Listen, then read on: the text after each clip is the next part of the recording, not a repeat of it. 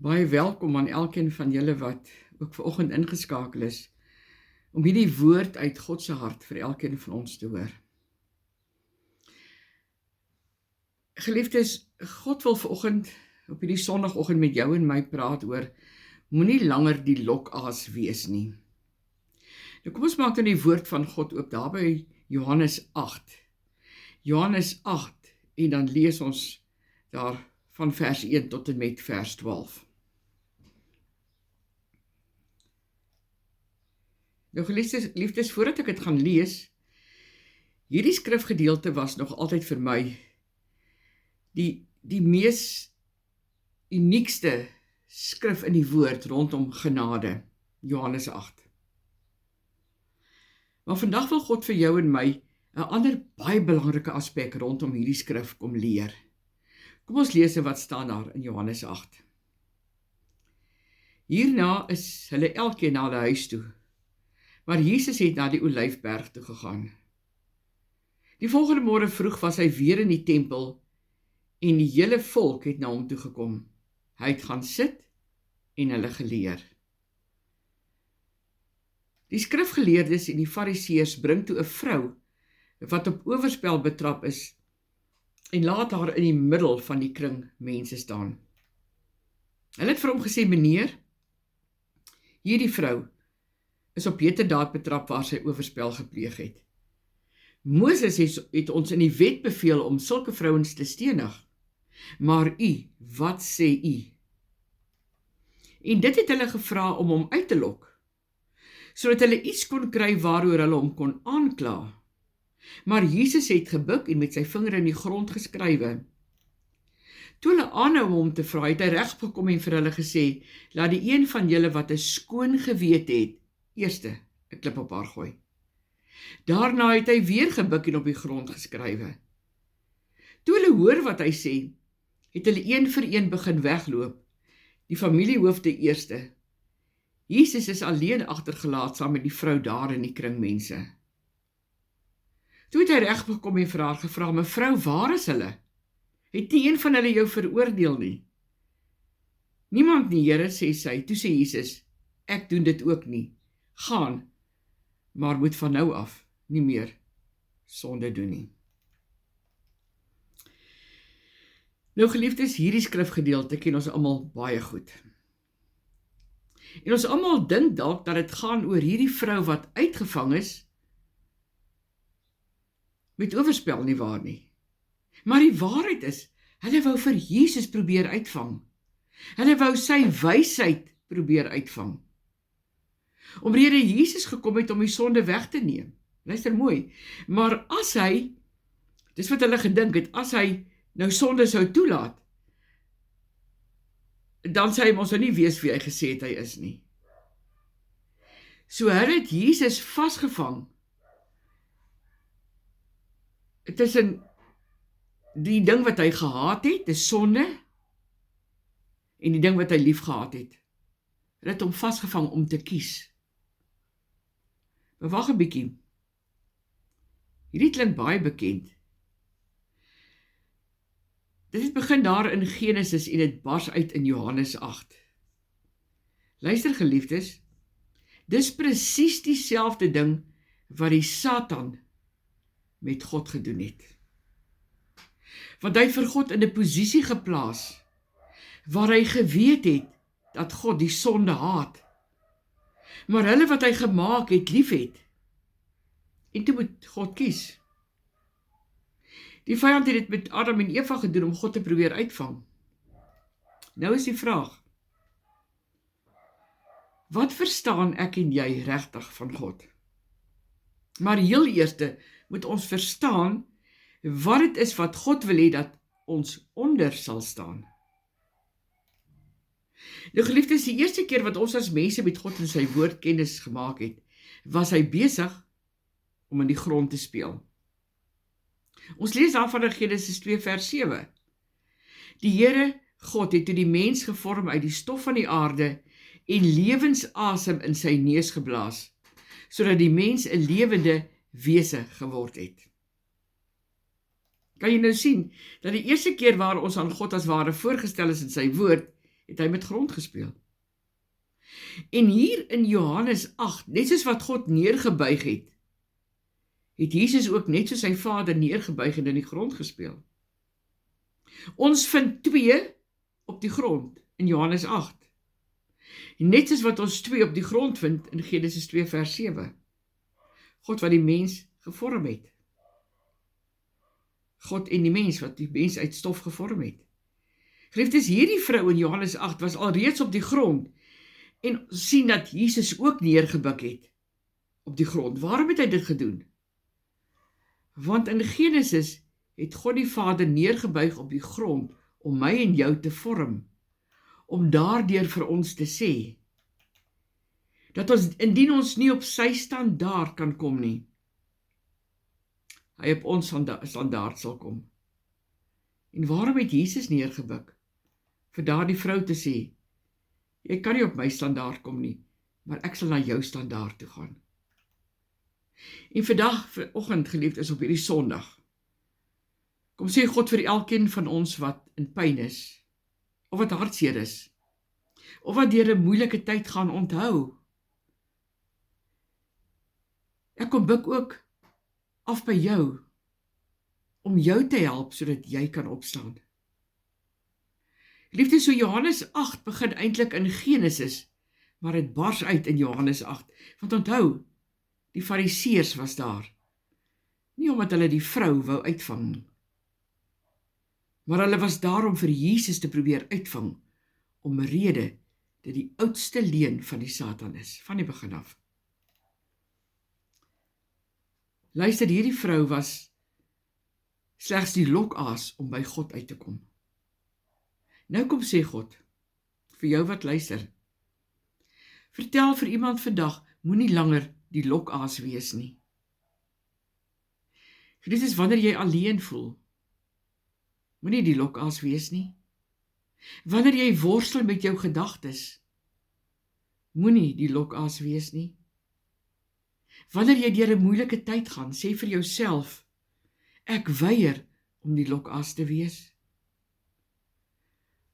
Want luister baie mooi, geliefdes, tot op hierdie oomblik sien die vyand almal van ons as lokaas om by God uit te kom, sodat God in 'n posisie geplaas word om te kies. Omrede God kan nie die sonde goed praat nie. Hy moet die sonde straf. Maar God het ook ons as mense lief. As ons as mense maar net hierdie gedagte vandag kan vasgryp en sê, ek weier om langer die lokaas te wees, waar ek vir God, wat ek so lief het, in 'n dilemma gaan plaas. Dit is die eerste ding, geliefdes, wat die vyand gebruik het, en selfs in Johannes 8 sien ons dit. Want indien Jesus sou sê, los haar, dan sou hy die wet verbreek het. En as hy sou sê, veroordeel haar, dan sou dit teen die liefde van God, sy Vader, gegaan het. Selfs al is dit al opgeteken in Johannes 8, wat in die Nuwe Testament is, en Jesus wat nog op die aarde gewandel het Jesus steeds geleef onder die Ou Testament. Omrede in Hebreërs staan daar, eers wanneer hy, Jesus, sterf, kan ek en jy erfgenaam word van die testament wat hy vir ons nagelaat het. En hier, in Johannes 8, het Jesus nog op aarde geleef. So geliefdes, God wil vandag met hierdie boodskap vir jou en my 'n geheime wapen kom gee, waarmee ons die vyand kragteloos kan maak. Want God sê, jy oorwin die vyand deur wysheid. Want ons sien hier in Johannes 8, dat Jesus nie opgekyk het nie. Hy het net gesê, laat die een van julle wat sonder sonde is, die eerste klip op haar gooi. En nou weet ons, geliefdes, dat daar geen mens op hierdie aardbodem rondloop, wat ook vandag luister, wat nie iets het waaroor hulle spyt is nie, wat nog nooit iets verkeerd gedoen of verkeerd gesê het nie, of wat nog nooit ergens 'n fout gemaak het. Daar is nie so iemand nie. Maar God het baie goeie nuus vir jou vanoggend. vir elkeen van ons. God sê die klippe, wat jy gedink het dat mense jou mee kan gooi, dit het God reeds weggevat. Geen klip sal jou tref nie. Want luister wat kom sê God vir jou en vir my vandag. Vir te lank is daar al mense wat in vrees lewe vir die klippe waarmee ander mense hulle wil stenig. En jy weet waarvan ek praat, jy wat luister. En God kom sê vandag, dit is weg. Hy het die klippe weggevat. Geen klip sal gegooi word nie. Liefdes, hierdie is 'n kragtige belofte van God. Maar ek en jy moet dit kan glo en ons eie kan maak. En wanneer ons nou teruggaan na Johannes 8 toe, dan sien ons dat nadat Jesus dit gesê het almal wat hierdie vrou wou stenig, omgedraai en weggeloop. Hoekom? Omdat hulle geweet is hulle aangekla het. En Jesus het vir die eerste keer na die vrou gekyk en vir haar gesê, waar is jou aanklaers? Waarop sy geantwoord het, hulle is weg. En Jesus sê, ek veroordeel jou ook nie, gaan en moenie weer sonde doen nie. Maar geliefdes, Jesus het 'n baie kragtige ding gedoen toe hy neergebuk het.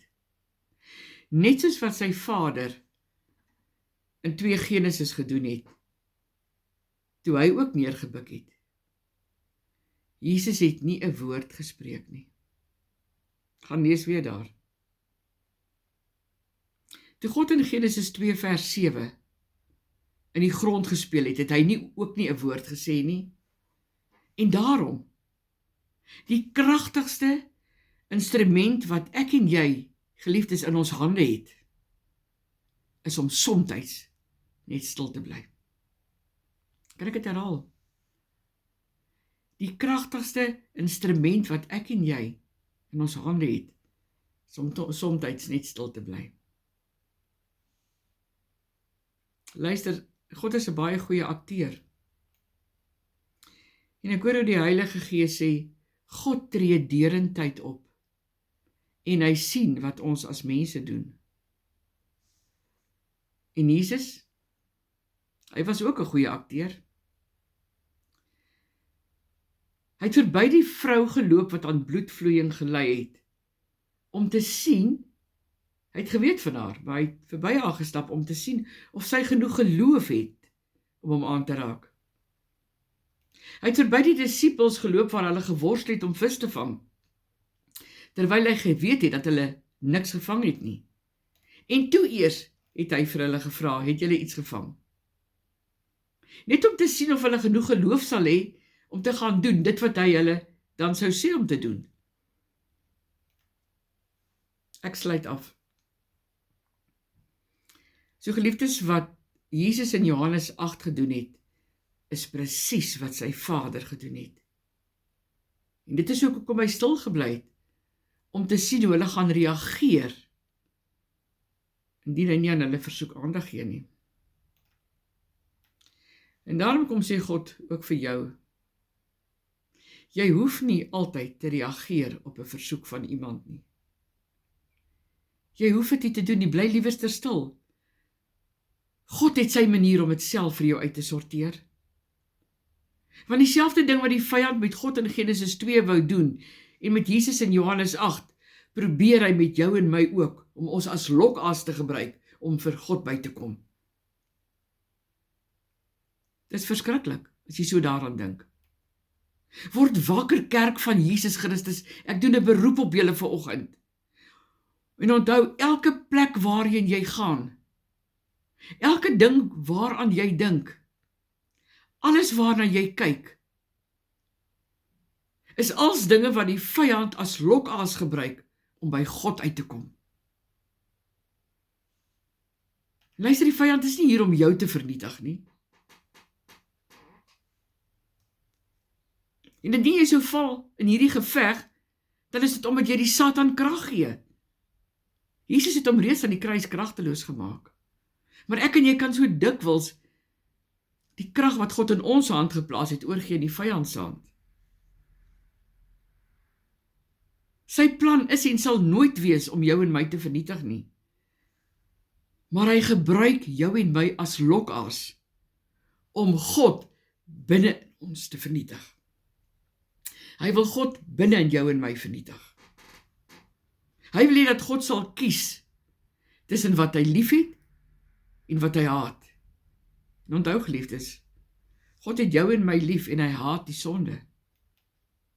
Klink dit vir jou bekend? Wat het gebeur in Genesis met Adam en Eva? Het nie regtig gegaan oor die appel wat Eva geëet het nie. Dit was om God in 'n dilemma te plaas.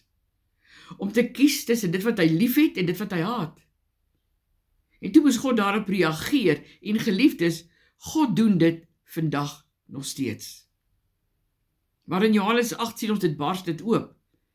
Die plan van die vyand het oopgebars, sodat ons as mense, ek en jy, kan sien dat die Satan ons slegs as lokaas gebruik. As jy het volgende gaan vat, het jy die vyand 'n uitlophou gegee.